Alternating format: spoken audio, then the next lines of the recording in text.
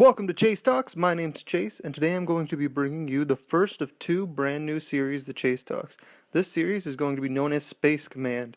In Space Command, I'm going to be comparing two space vehicles, either capital ships or fighters, and pitting them against each other to see which is the most powerful.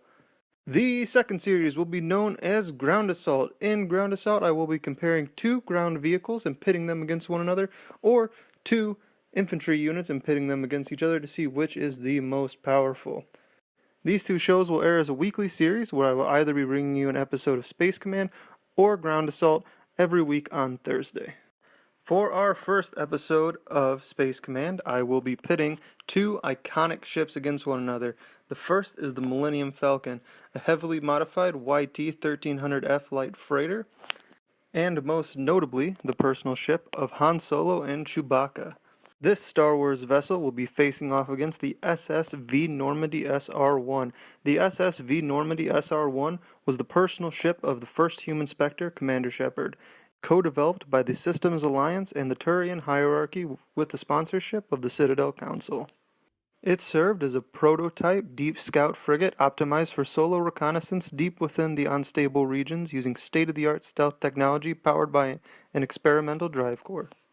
For this matchup, I will be comparing each ship in three categories. These three categories are maneuverability, weapons, and defenses. While comparing each category, I will be looking at it as a standalone case. So while looking at weapons, for example, I will not take enemy shielding or maneuverability into consideration. After each category, I will award an edge.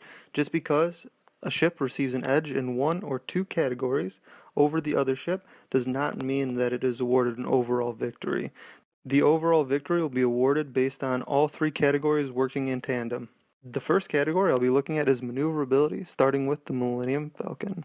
The Millennium Falcon sits at a length of 34.75 meters, making it just over 38 yards long, making it not even half of an American football field in length. One notable upgrade to the Millennium Falcon's maneuverability was the addition of a sub-light acceleration motor, which allows the ship to draw power from systems not in use in order to grant itself bursts of high acceleration, which especially in a zero-gravity situation is going to be very useful. Normandy SR1, on the other hand, sits at approximately 130 meters, making it just over 140 yards long, which is nearly a full American football field and half of another one.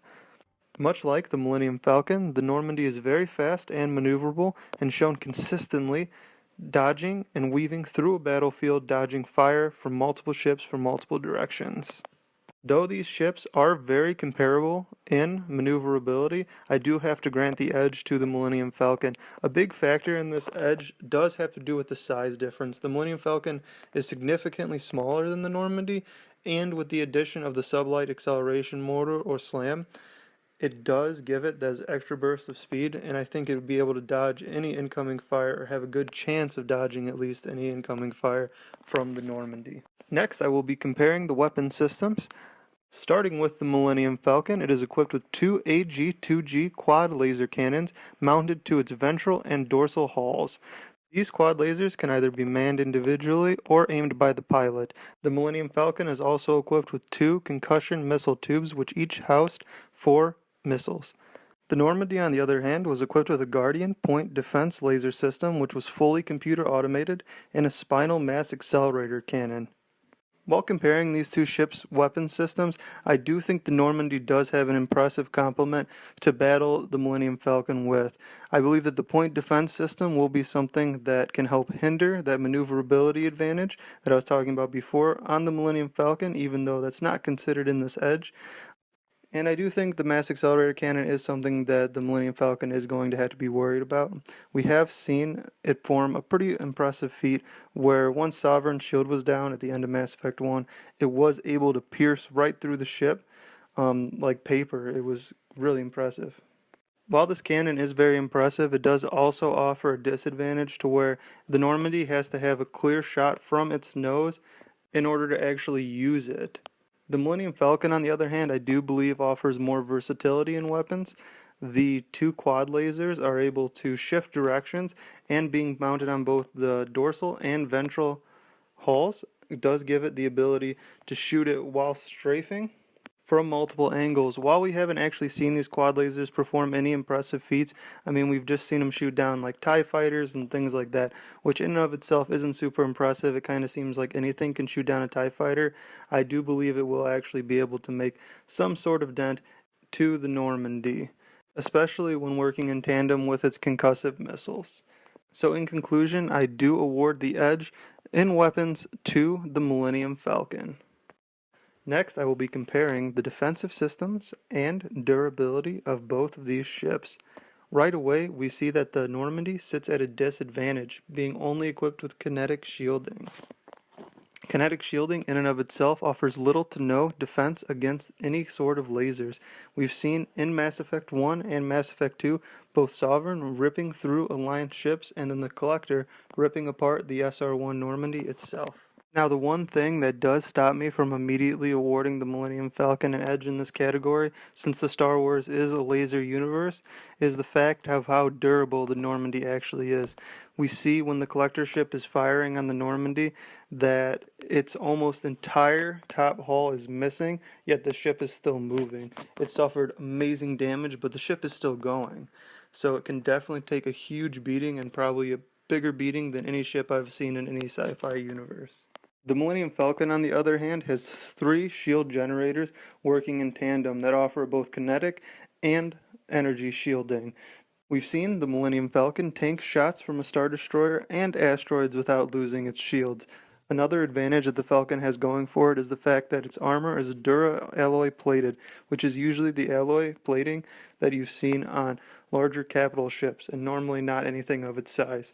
So equally durable and shielded, the Millennium Falcon is one tough nut to crack. Now, is this nut tougher than the Normandy? And I think it isn't.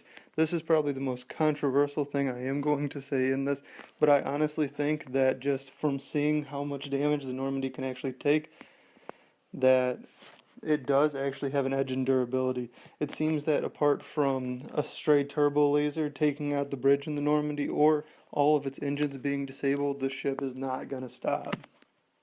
Now, moving to the overall category, I am going to be looking at these ships as if they were manned by equally skilled pilots. I'm assuming that Joker and Han Solo or Chewbacca are equally skilled and there is no difference between them.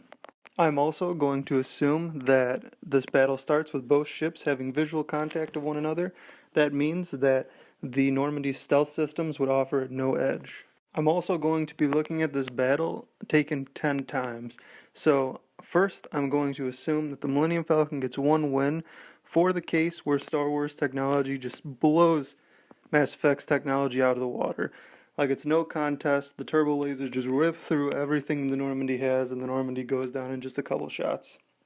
Next, I'm also going to assume the opposite is true, and grant the Normandy one win, where the mass accelerator cannon shoots through both the shielding and the durasteel and destroys the Falcon. It didn't even stand a chance. For the next 8 battles, I will assume that these ships stand on equal terms, so now we're getting to the fun part, and I do believe that the Millennium Falcon will take the majority of these battles, winning 7 of the 8 battles. I honestly think that the Normandy is at a huge disadvantage between the Millennium Falcon's combination of more powerful shields, better complement of weapons, and much higher maneuverability. I think that the Normandy's only real chance in this battle is to have its point defense lasers be enough to take down the Millennium Falcon's shield so that it can get off a good shot of the rail cannon. And before a turbo laser shot finds its mark in the cockpit of the Normandy, because I think that without proper shielding, the Normandy is going to be like a giant TIE fighter just being destroyed and ripped apart by quad laser shots. Now, to be fair to the Normandy, it does have the durability to tank all of those quad laser shots, but it's how many shots can it actually tank and still be combat effective, because as soon as its weapon systems go offline, it's just sitting there waiting to be blown up. So, I award this win 8 out of 10 times to the Millennium Falcon. Now, did you think I got this right, or do you think I totally got something wrong and missed something? I can be wrong, that's okay, let me know in the comment section down below. And if you like this video, make sure to leave it a thumbs up and subscribe so you never miss another episode of Space Command. And until then, I'm signing off.